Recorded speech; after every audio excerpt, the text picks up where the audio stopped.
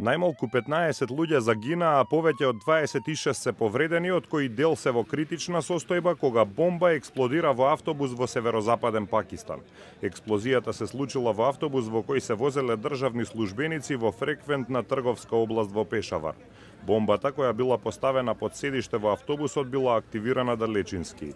Милитантната организација Лашкар-е-Ислам, која е поврзана со пакистанските талибанци, ја презеде одговорноста за нападот, велејќи дека тоа е одмазда откако воениот суд вчера осуди 13 милитанти на смртни казни.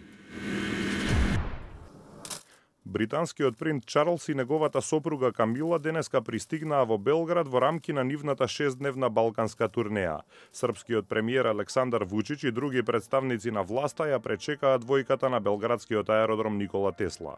Подоцна тие се сретнаа со председателот Томислав Николич, кој го придружуваше принцот Чарлс при положувањето на венци цвеќа на споменикот на ослободителите на Белград од Втората светска војна.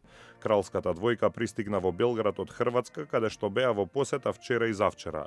Тие исто така ќе ги посетат Црнагора и Косово на 18 и 19 март. Подржувачите на уметниците уапсени на неодамнешните антивоени протести во Москва одржаа креативна средба пред судот додека траеше сослушувањето за случаите. Членовите на движењето Нема мир денеска сликаа и цртаа пред судот во знак на поддршка на нивните колеги.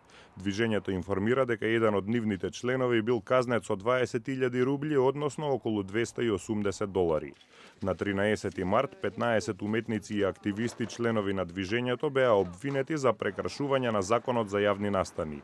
Тие тогаш одржаа мировен марш во Москва против руските воени акции. На маршот учествуваа артисти од Русија, Украина, Финска и од Австрија.